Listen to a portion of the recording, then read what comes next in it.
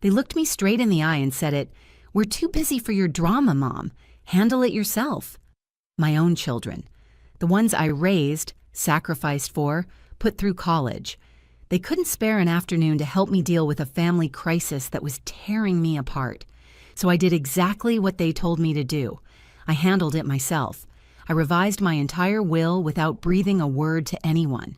And when they showed up 6 months later, demanding keys to the lake house like it was already theirs, they found my estate attorney sitting in the living room, briefcase open, documents spread across the coffee table.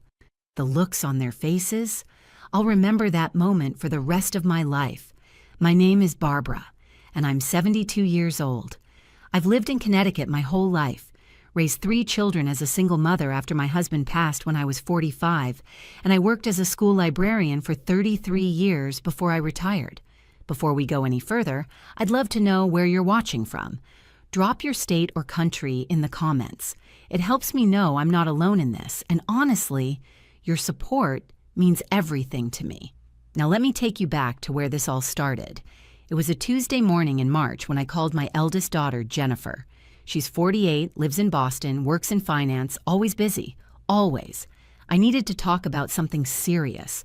My younger sister, Patricia, had been diagnosed with stage 4 cancer, and I was devastated.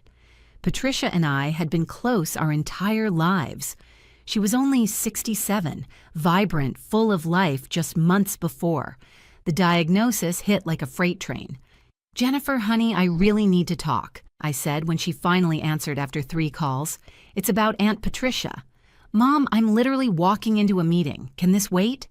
"It's important. She's very sick and Look, I'll call you this weekend, okay? I really can't do this right now." The line went dead.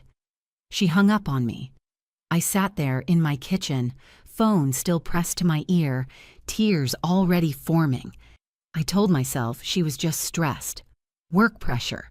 I'd try my son, Michael. He's 45, lives in New Jersey, works in software development. We'd always had a good relationship. He'd understand. Michael's response was worse. "Mom, you know I love you, but you call about something being wrong every other week. Last month, it was your neighbor's tree falling. The month before that, it was your furnace. I have 3 kids, a demanding job, and Rachel is barely speaking to me because I work so much. I can't be your crisis hotline.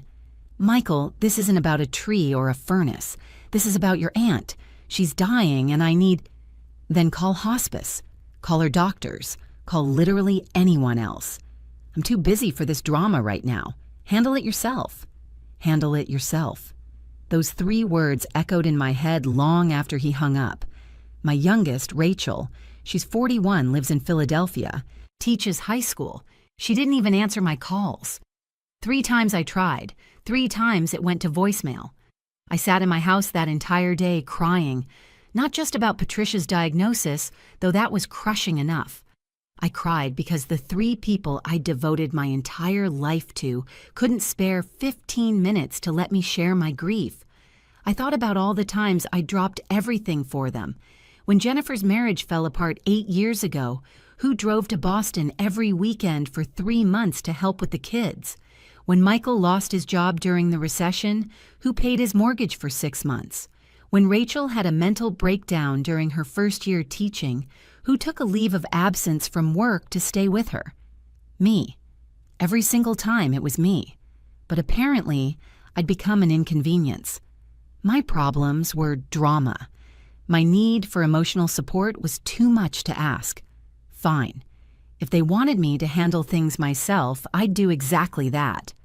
The next morning, I called my estate attorney, David Morrison. I'd worked with him years ago when my husband died, and I'd kept my will relatively simple since then. Everything split 3 ways among my children. The lake house in Vermont, the one my husband and I had bought 40 years ago and lovingly maintained, where we'd spent every summer with the kids. That was supposed to go to all 3 of them jointly. My savings, my retirement accounts, the house I lived in, all divided equally. "David, I need to schedule an appointment," I told him. "I want to completely revise my will." "Barbara, is everything all right?" His voice carried genuine concern. Everything's fine. I just need to make some changes. Significant changes. We met that Friday. I walked into his office with a clarity I hadn't felt in years. I wasn't doing this out of spite. At least that's what I told myself. I was doing this because my children had shown me exactly how they valued our relationship. They'd made their priorities crystal clear. I want to remove my children as primary beneficiaries, I said, laying out my plan. The lake house goes to Patricia's daughter, Emma. My niece has always loved that place, and she actually visits me. She calls just to check in. She brought me soup last winter when I had pneumonia without me even asking. David didn't blink. He'd been an attorney for 30 years and had probably seen worse family situations. And the rest of your estate? I'm setting up charitable trusts, the local library system where I worked for 3 decades, the Cancer Research Foundation treating Patricia, the women's shelter where I volunteer. My retirement accounts can fund scholarships for single mothers going back to school. My house can be sold and the proceeds split between these organizations. And your children receive $1,000 each. Just enough that they can't claim I forgot about them or that I wasn't of sound mind. I wanted absolutely clear that this was intentional. David nodded slowly, making notes.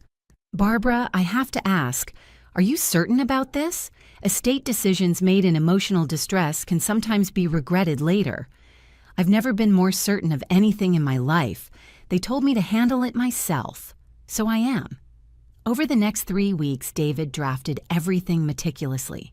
We included specific provisions that would make contesting the will nearly impossible. I underwent a cognitive assessment with a psychologist to document that I was of sound mind. We video recorded me explaining my decisions, calm and articulate, making it clear that no one had coerced or manipulated me. This was my choice, made with full awareness and intention. The hardest part wasn't making the decision, it was keeping it secret. Every time Jennifer called with some superficial conversation about her vacation plans, I wanted to scream. Every time Michael sent his obligatory monthly text asking how I was doing, I wanted to tell him exactly how I was doing. Rachel continued to be mostly absent, popping up every few weeks with some excuse about being overwhelmed with work. None of them visited. Not once during those months when Patricia was declining rapidly. I spent countless hours at her bedside, holding her hand, helping with doctor appointments, managing her medications. Emma was there too, my wonderful niece who took time off work to help care for her mother. We cried together, laughed over old memories, and sat in comfortable silence during the hardest days. Patricia passed away in late May, just 8 weeks after her diagnosis. The funeral was on a beautiful Saturday morning. Jennifer showed up late, checking her phone throughout the service. Michael attended, but left immediately afterward, claiming he had a soccer game to get to. Rachel came, but spent half the reception complaining about her principal. "This must be so hard for you, Mom," Jennifer said, giving me a brief hug. "Losing your sister." I wanted to say, "You know what was hard? Calling you when I found out she was sick and being told I was being dramatic." But I didn't.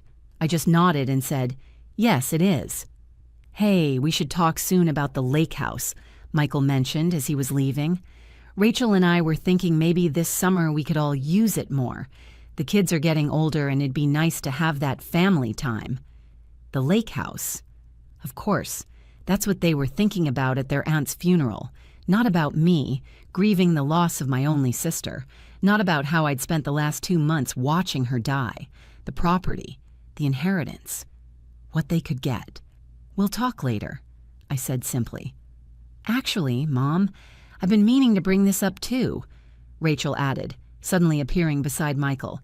"Now that you're getting older, maybe it makes sense to start talking about your estate planning. You know, just to make sure everything's organized for your peace of mind." My peace of mind. They hadn't cared about my peace of mind when I was falling apart over Patricia's diagnosis. But now that they wanted to secure their inheritance, suddenly my well-being mattered. "Everything's already organized," I told them. "I met with my estate attorney months ago. It's all handled." "Oh, good," Jennifer joined the conversation. So the house and the lake property are all set up to transfer smoothly? It's all legally documented. You don't need to worry about any of it. They seemed satisfied with that answer, interpreting my words the way they wanted to. They assumed all handled meant everything was neatly packaged for them to inherit. They had no idea what I'd actually done. Over the summer, their entitlement only grew worse. Jennifer started making plans for renovating the lake house, texting me pictures of modern furniture and asking my opinion. She wasn't asking permission. She was already treating it like her property. "I think we should update the kitchen first," she wrote in a family group chat in July. "Those appliances are from the 90s. Michael, you good with splitting the cost? We can talk about timelines once Mom transfers the deed." Michael responded, "Sounds good. Mom, what's the process for transferring the property? Do we need to involve lawyers, or can we just handle it at the county office?" Rachel chimed in, "Are we selling Mom's house too, or waiting? Just thinking about timing with the market." I stared at my phone, reading these messages in disbelief. They were planning my estate distribution like I was already dead. I was sitting in my living room, very much alive, watching them divvy up my life's work and assets via text message. I didn't respond to the group chat. Instead, I called Emma. "How are you holding up?" I asked. She'd been struggling with her mother's death, and I'd been checking in regularly. "Some days are harder than others," she admitted, "but I'm managing. How about you, Aunt Barbara?" "I'm okay. Listen, I wanted to tell you something. I've made some changes to my estate planning, and the lake house is going to you." There was a long silence. "What? Aunt Barbara? I don't know what to say. Are you sure? What about Jennifer, Michael, and Rachel?" "I'm completely sure. That house holds memories of your mother, of our summers together. You've always loved it, and you've always respected it. It should go to someone who values it for what it is, not for its market value." "I'm honored, truly. But won't this cause problems with your kids?" "That's my concern, not yours. I just wanted you to know. Don't mention it to anyone yet. When the time comes, you'll receive all the documentation." August rolled into September. The demands from my children intensified. Jennifer wanted to plan a family meeting about my finances. Michael suggested I sell my house and move into a retirement community, freeing up assets. Rachel started sending links to financial advisors who specialize in senior estate transitions. None of them visited. None of them called to ask how I was coping with Patricia's death. Every conversation circled back to money, property, and their expectations. Then came October. I'd spent a quiet Sunday afternoon reading when I heard cars pulling into my driveway.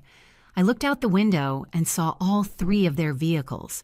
They hadn't told me they were coming. They just showed up, clearly planning an ambush. Before I could even get to the door, they were walking in. Jennifer first, followed by Michael and Rachel. They had papers in their hands, actual printed documents. "Mom, we need to talk," Jennifer announced, barely greeting me. "We've drawn up some paperwork to make things easier." I stood in my own entryway, watching my 3 children walk into my house uninvited, carrying papers they'd prepared without my knowledge or consent. The audacity was breathtaking. "Papers for what, exactly?" I asked, keeping my voice steady. Michael stepped forward. "Look, Mom, we love you, but we've been talking, and we think it's time to be practical. You're 72. You're alone in this big house. Rachel found a really nice assisted living facility." "I don't need assisted living. I'm perfectly capable." "Let me finish," Michael interrupted. "We're not saying you need it now, but eventually you will. And it makes sense to start planning. These papers would give us power of attorney and allow us to help manage your finances and property. It's for your protection." "My protection?" I repeated. "Or your convenience?" Jennifer's expression hardened. "Don't be difficult about this. We're trying to help you. We've all talked to lawyers." "You've talked to lawyers about my estate without including me in the conversation?" "Because we knew you'd react like this," Rachel said, her voice sharp, getting all emotional and defensive. "We're your children. We're looking out for you." "Looking out for me?" When was the last time any of you looked out for me? When Patricia was dying, where were you? When I called you, heartbroken and terrified, what did you tell me?" The room went silent. They clearly hadn't expected me to bring that up. "That was different," Jennifer finally said. "You were being overly dramatic. My sister was dying of cancer. I needed my children. And you told me I was dramatic and to handle it myself, so that's exactly what I did." "What does that mean?" Michael's eyes narrowed. "It means I handled my affairs, like you told me to." "Okay, yes, we could have been more supportive during that time," Rachel admitted, though her tone suggested she was just trying to de-escalate. "But this is about your future, about making sure you're taken care of." "I am taken care of. Everything is arranged." "Then it should be easy to sign these papers," Jennifer said, extending the documents toward me. "They just formalize what we've already been discussing. Transfer the lake house deed to all three of us now so we can start managing it properly. Set up joint accounts so we can help with bills. Get out of my house." They froze. "Mom," Michael started. "I said get out. You come into my home uninvited, with legal documents you've prepared behind my back, trying to manipulate me into signing over my property and finances. Get out. Now." "You're being completely unreasonable," Jennifer's voice rose. "We're your children. Everything you have should go to us anyway. We're just trying to make the process easier." "For yourselves." "You're trying to make it easier for yourselves. Not for me. You don't give a damn about me." "That's not fair," Rachel said. "We're busy, but we care about you." "You're busy. You're always busy. But never too busy to show up demanding my assets. Now leave before I call the police." They didn't leave immediately. They stood there shocked that I was standing up to them, that I wasn't caving to their pressure. Jennifer looked at Michael, clearly expecting him to take charge and talk sense into me.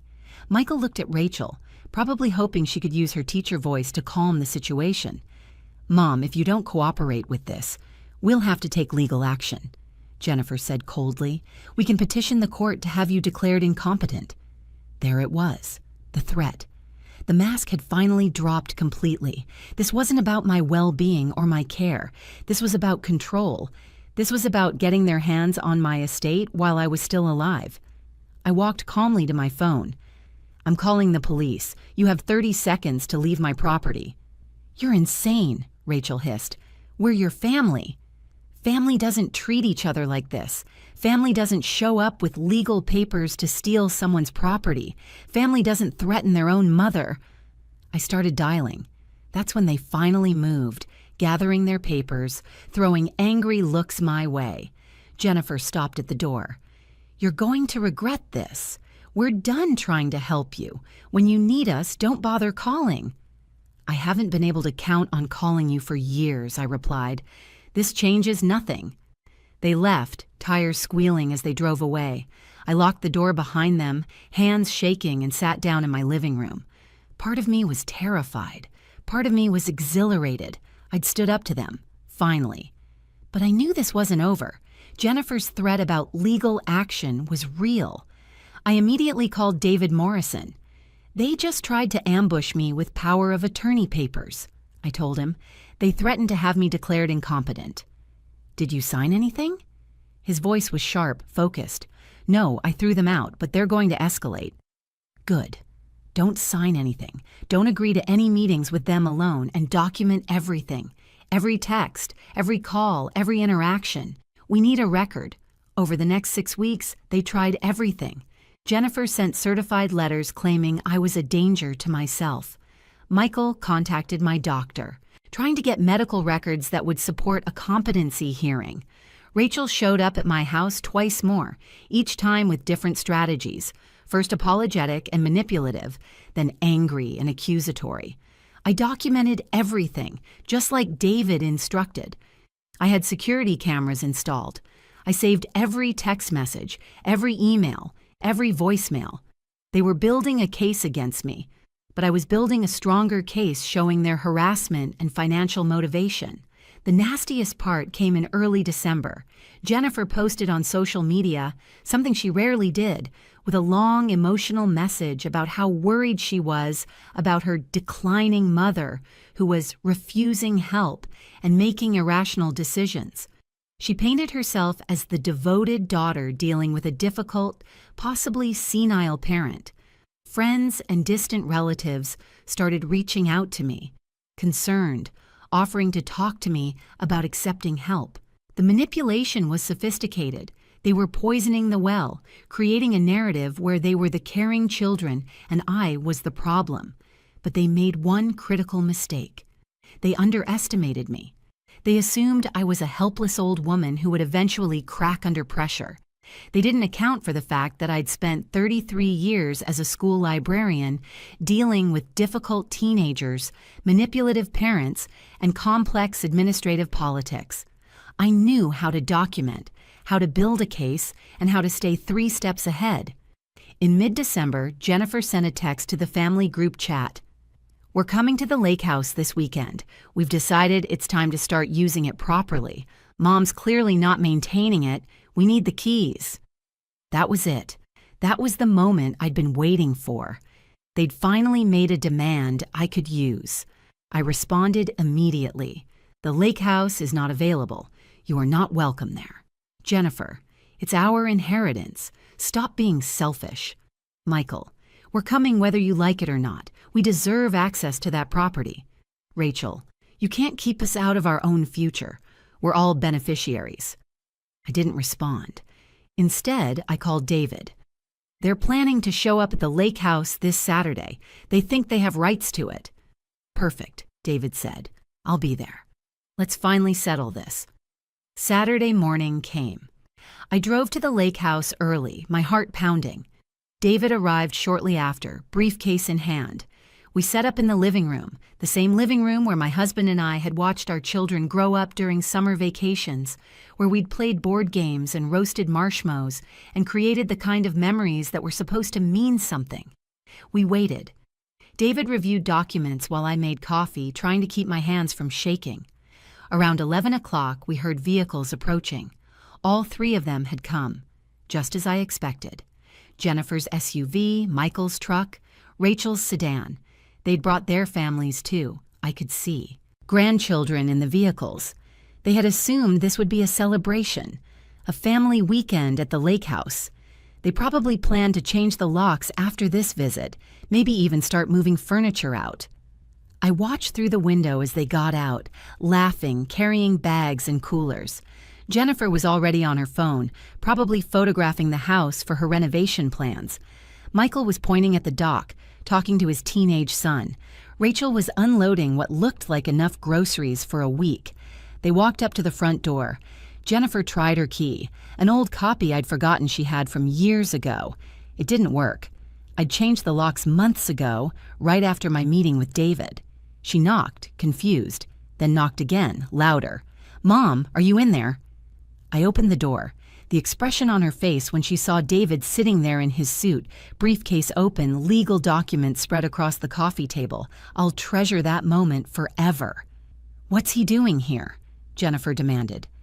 "Barbara asked me to be present," David said calmly. "Please come in. We have some things to discuss." They filed in slowly, confusion turning to suspicion. Michael's wife stayed outside with the kids, sensing this wasn't going to be the family weekend they'd planned. If you're still watching, make sure to subscribe to this channel. You won't believe what happened next. My children stood in the lake house living room, staring at the documents spread across the coffee table. David remained seated, professional and composed. I stood by the fireplace, my hands clasped in front of me to keep them from trembling. "What is this?" Michael asked, his voice tight. "This is your mother's revised estate plan," David said. "She asked me to review it with all of you today, given your recent demands regarding her property." "Revised?" Jennifer's face went pale. "When?" "I revised my entire will in March," I said quietly. "Right after you all told me to handle my problems myself, so I did." Rachel looked between David and me. "What are you talking about? March was months ago. You never said anything." I didn't need to say anything. You made it very clear that my concerns weren't important to you. You were too busy for my drama, so I handled my affairs quietly and legally, without burdening you with the details. David opened a folder and pulled out documents. I'll get straight to the point. Barbara has removed all 3 of you as primary beneficiaries of her estate.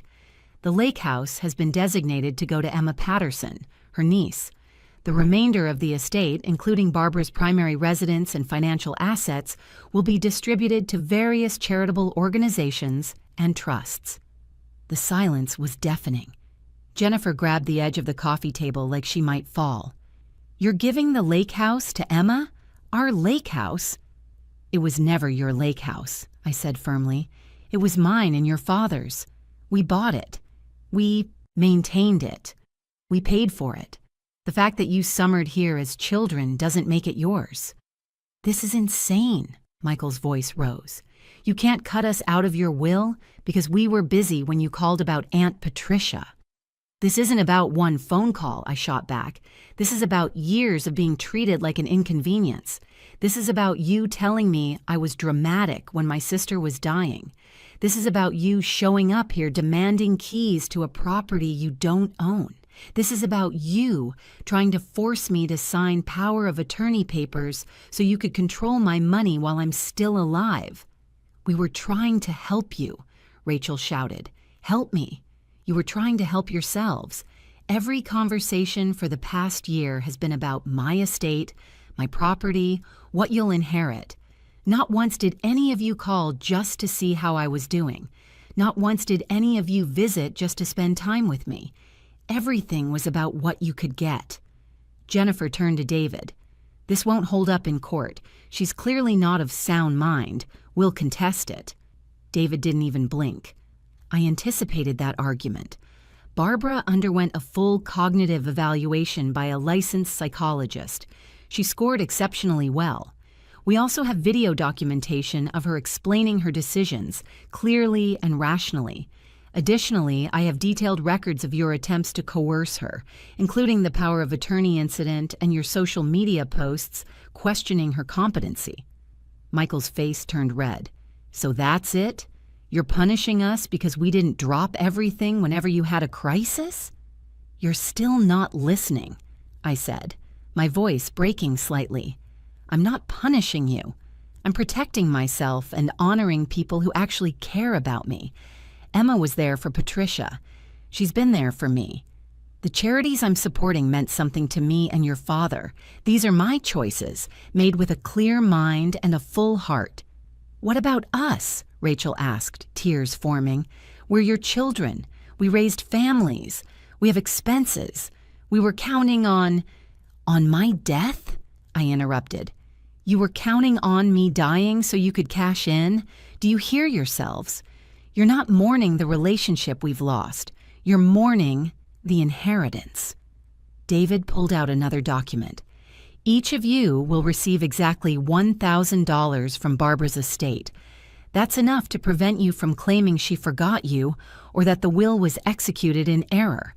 It's a deliberate, documented decision. Jennifer laughed bitterly. $1,000. After everything. After everything? I repeated. Let me tell you about everything. Everything is that I paid for your education. Everything is that I took care of you through every crisis.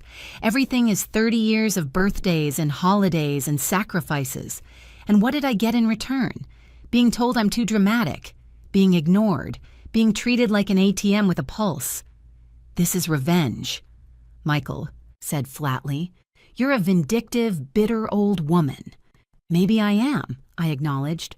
Or maybe I'm just someone who finally learned that blood doesn't obligate me to tolerate being treated like garbage. You taught me that lesson.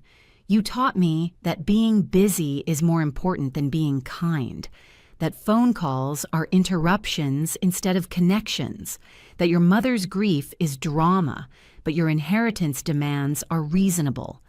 David stood up, collecting his documents. This meeting is concluded. The will is legal, filed, and ironclad.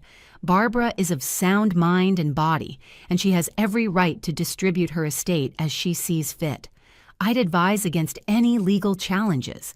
They'll be expensive and unsuccessful, and they'll only further damage your relationship with your mother." "What relationship?" Jennifer spat. "She just destroyed any relationship we had." "No," I said softly. "You destroyed it months ago.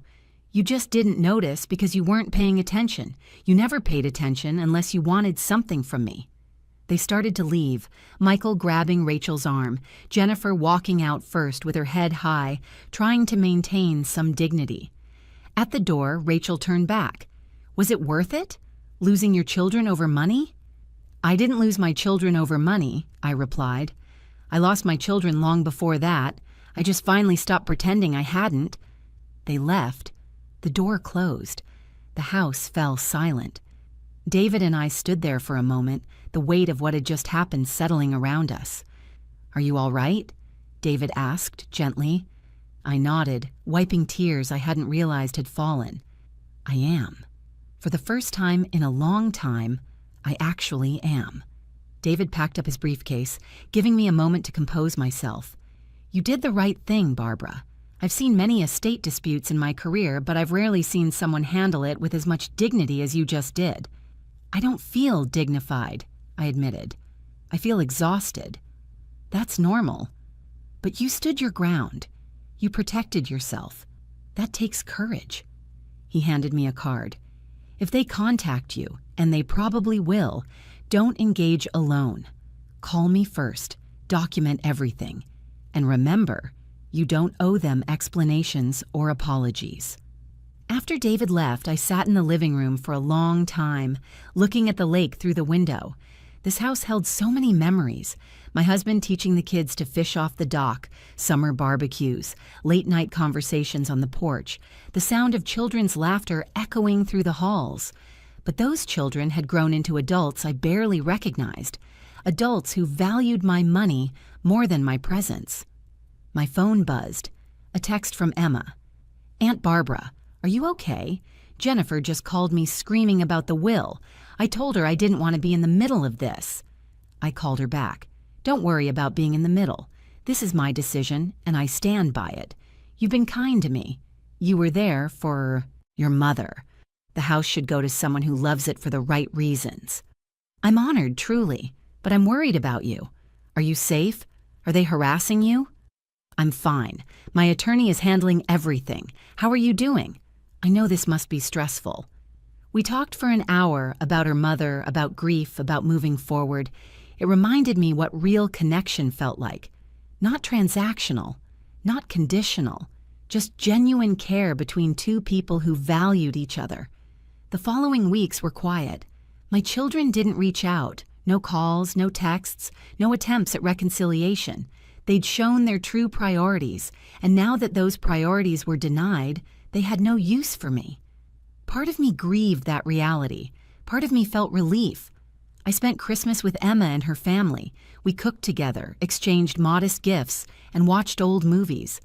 It wasn't the big family gathering I'd once imagined for my old age, but it was warm and real and free of ulterior motives.